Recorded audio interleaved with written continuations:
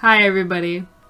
So remember how in my last video I was talking about how the screen recording was very long, so when I sped it up to be in the speed paint, it was going by extremely fast? Well, my friends, it seems the same thing has happened today. The screen recording for this video was even longer than the one for my Foolproof video. I'm now left to do what I did last time, which is to either cut out some of the screen recording or add more voiceover. I thought it would be nice if I hopped on over to Instagram again and had people ask me questions regarding my OCs and my comics so that I could add that to the voiceover.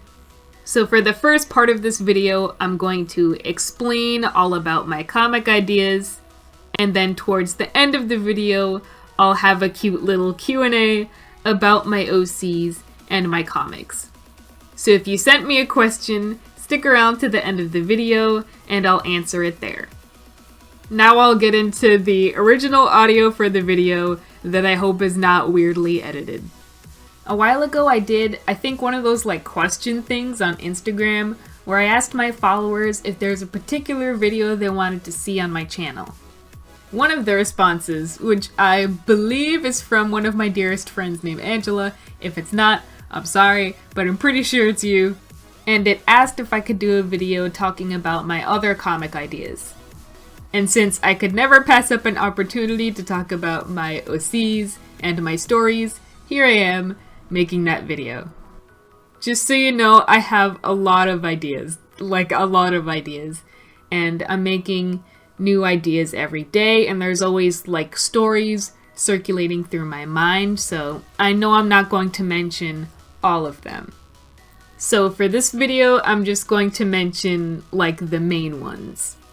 First and foremost, we have my big old passion project, How Bromantic. I've talked about this several times on my social media, even on my channel.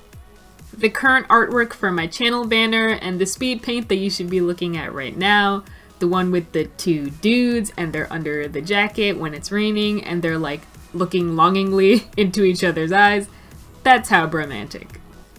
If you don't know what it's basically about this boy named Eli who's extremely shy and basically lives a life of solitude until one day he meets this boy named Abe, who eventually over time becomes his first best friend.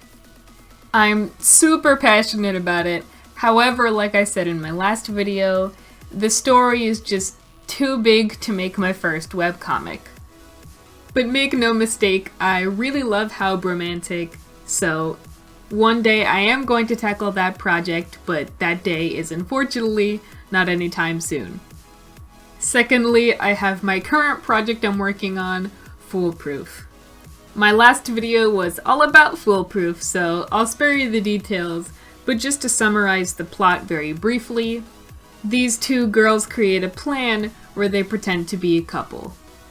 Because Foolproof is the most recent story I've made, it's all very new and exciting, so I cannot wait to finally finish its outline. I believe I mentioned in my last video that while I was debating on what I wanted to be my first webcomic, I made two other comic ideas before I decided on Foolproof. The next two ideas I'm going to talk about are those ideas, the ones that I decided not to make my first webcomic. So I'm going to describe the plot of each of those and then explain why I decided not to use those ideas so soon.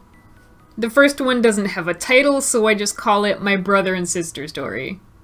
The story is about this girl named Alondra who's moved out of her house. She's in her early 20s, she's in college, and she basically has this new sense of freedom, living on her own for the first time. All seems to be going well for her until one day she gets a call from CPS saying that her little brother named Carlos, that still lives in the house that she just moved out of, is being abused. And since she is the last remaining relative that's capable of taking care of him, she has to kind of bring him into her own home and basically raise him from now on, despite the fact that she's barely an adult and has absolutely no idea how to take care of a teenager. Overall, I think there are actually a lot of good things to the story. I like the dynamics between the characters, especially between Alondra and Carlos, and I like the message about family. But I think to effectively portray what I want to with this story, it would need to be at least 15 chapters long, which I think is way too much for a first webcomic. I would also need to do extensive research about laws regarding foster care and adoption, and those laws are particular not only to the US, but they vary state by state. There's a lot to consider, and it's just a lot. It's a lot. So I'm saving that brother and sister story for when I'm more experienced, and hopefully by then I'll be able to portray it the way I want to. The second idea I've called What You Wish For, at least that's what the title is for now. The story follows Aaron, a trans boy, and Valerie, a trans girl, who both want hormone replacement therapy, they want all the surgeries, like the whole shebang. So needless to say, they each have parts of their body that they would rather do without. Until one day, due to magical circumstances, they actually end up switching bodies. So now, because of the switch, Aaron is in the body of someone who's assigned male at birth, and Valerie's in the body of someone who's assigned female at birth. Now Aaron and Valerie have to decide whether they want to switch back to have their own bodies, or if they want to just stay in each other's bodies for the rest of their lives. One of the things that I really like about this story is that it's obviously very easy for me to write from Aaron's perspective, at least when it comes to his experiences. It's easy for me to write about what trans people go through because I live it. That being said, my experience is not everybody's experience. That's why I made Aaron and Valerie very different, because even though they're both trans, that doesn't mean they've lived the same life. And even though I am a part of the community, I would say that I'm very new to the community compared to others who have been around for a very long time. And I'm very afraid that I could write something that might offend a trans reader or make them feel like I'm not representing them accurately enough, which I really don't want to do. So admittedly, a lot of me not wanting to do this story is due to fear, but there is more to it than that. Another aspect is the whole magical thing. I'm not I'm not really good at that kind of thing, so I'm not quite sure how I'll be able to pull that off. Interestingly enough, not that long ago, I made another comic idea that was also about a trans boy and a trans girl. With that one, I don't even have, names for the characters. I don't even have a plot, really. It's just I have a concept. The idea was that the two of them knew each other as children. They were like childhood friends, but at the time that they knew each other, it was before either of them realized they were trans. What happens is they end up getting separated as children, and they grow up, they come out, and at this point they're both kind of in the middle of their transition, and they pass very well. The real story starts when the two of them meet again as young adults. However, because the both of them look so different, they don't recognize each other. Eventually, one of them realizes that the other person is in fact their best friend from when they were children, and they have to decide whether or not to basically out themselves and say that they know who they are, or just to keep everything a secret. I'm much more willing to write this story because there's no magic in it, but I'm still very much afraid to write something accidentally problematic and upsetting my fellow trans readers. So, I'll save those ideas for when I have more writing experience and more life experience. I think How Bromantic, Foolproof, What You Wish For, the brother and sister story, and that last nameless idea that I told you about, I think these 5 stories have the most potential to be something actually good. But every idea after this is just old, underdeveloped, or bad. The first one of these that I want to talk about is Blur. Why is it called Blur? I don't know. I forgot why I called it Blur. Blur is one of my few fantasy, kind of sci-fi-ish stories. It's about these 3 fictional races that were all once at war a few years ago. At the time the story begins, the war is over, but the society that the characters live in is still very much filled with racism and prejudice. It takes place in a modern city, and I think what was happening is that there was like a gang war going on between all of the races. Oh, and I forgot to mention that there are superpowers. 2 of the 3 races have magical powers, and 1 of the races does not. The main character, Declan, and his long-lost little brother, Bao, have both been affected greatly by the war. The 2 of them are absolutely powerless, but they still have the drive to stop all of the racism and prejudice going on in their city. These 2, along with 2 other characters named Hope and Celadee, create I guess it's like their own rebel group, almost like a gang themselves. And together their goal is to take down the other gangs in the city, stop all of the fighting, and bring peace to everyone. This is one of those where I only have vague ideas about what happens and nothing else. So I highly doubt that I'll tackle this story anytime soon, but I might one day in the future. This next one doesn't have a title, so I'll just call it Discount My Hero Academia. Just for context, because I want to be very clear. At the time I made this story, I was in middle school, so My Hero Academia didn't even exist. Which I now think is absolutely hilarious because they're shockingly similar. In this world, there are people born with superpowers, and there are people born without. And our main character is born without. He wants to be a hero, not for the glory, but to protect his loved ones. At the time he's of high school age, he applies to all of these schools focusing on superpowers, hoping at least one of them will be able to teach him how to be a hero.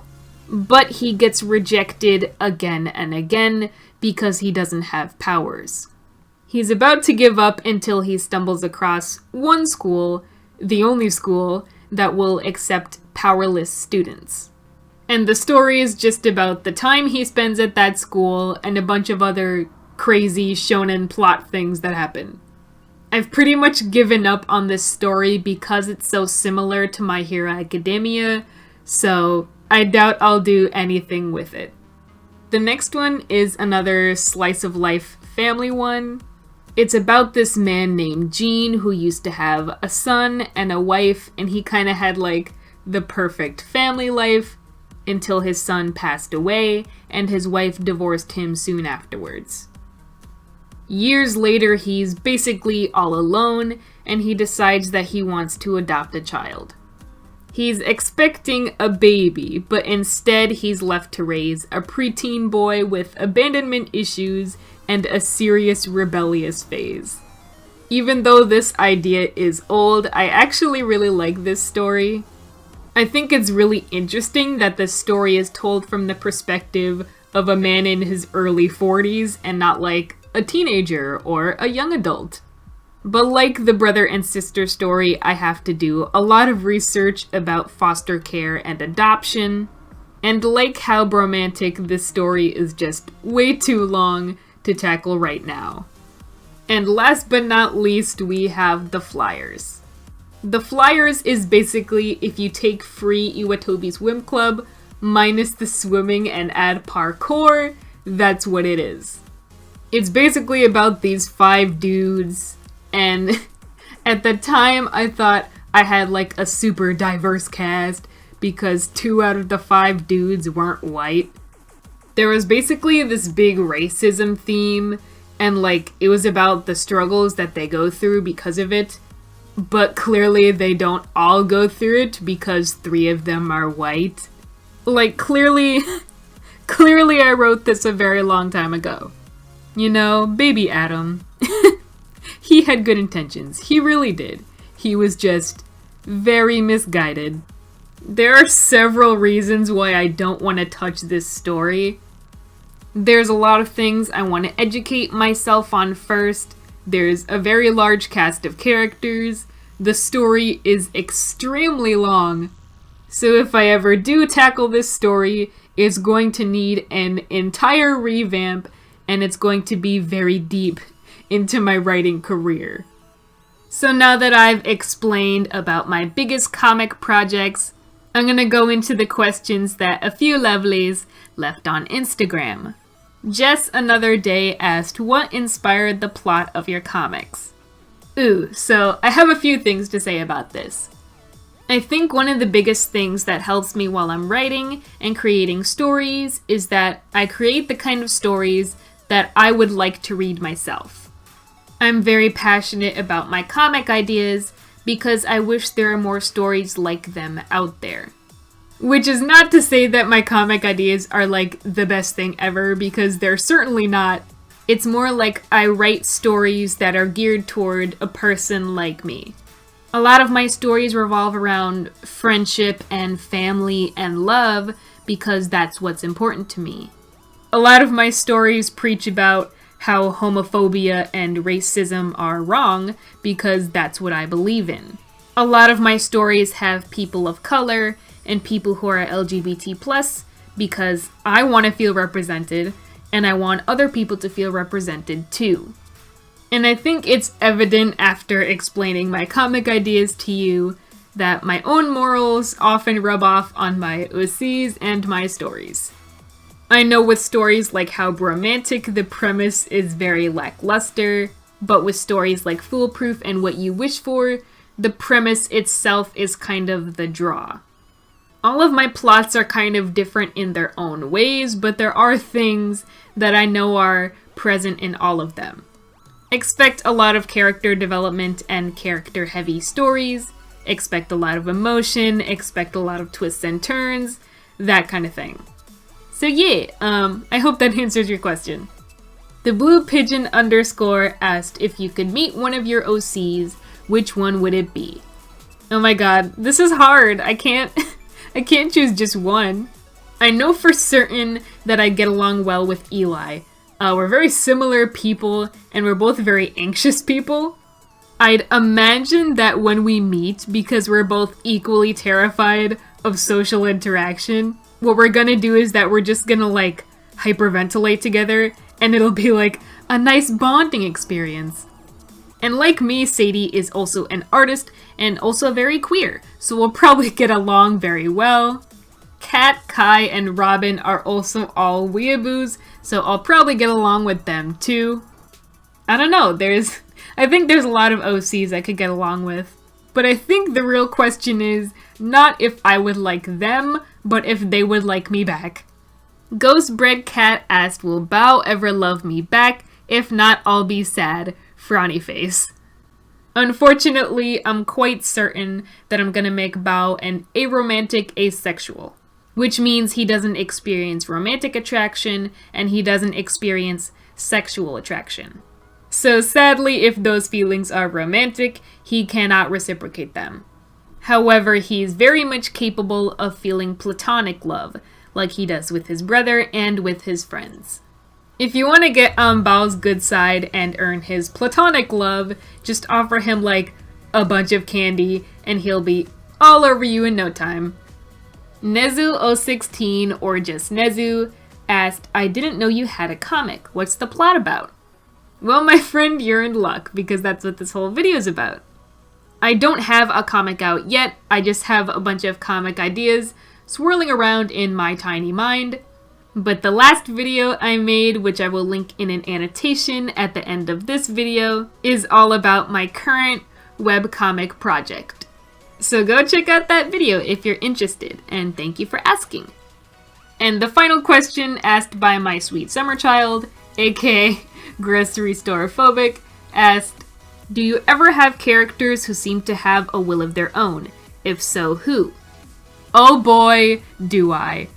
Out of all of my characters, you would think that it would be one that's strong-willed, like Abe or Sadie, but no. My biggest problem child when it comes to writing is Eli. I mean, without giving too much away, Eli is a person that bottles up his feelings. And in stories that are character-driven and require you, basically, to express your emotions, he just refuses to do it. I'm like, Eli, it would be great if you could be really vulnerable in this scene because it would be nice character development and you could really push things forward. And he's like, nah, man, can't do it. And I'm like, Eli, but you gotta push the plot forward. Like, you gotta help me out here. And he's like, nah, man, can't do it. If you're wondering why I draw Eli angst all the time, this is why. It's because he's never like that, ever. Another thing about Eli is that he's just a very passive person. So asking him to push the plot forward is basically asking him to be out of character. So I end up having to put him in positions where he's forced to act out of character just to push the plot forward. But even though Eli is my problem child, I still really love him and how bromantic as a whole. So that's it for my little Q&A. I want to thank everyone that sent in their questions. I had a lot of fun answering them. And I'm very sorry for all the technical problems I've been running into lately. I'm trying my best to fix them. I hope that you enjoyed my video about all of my comic projects, and I hope that you continue to follow my progress from here on out. Thank you so much for watching, and I'll see you in my next video. Bye!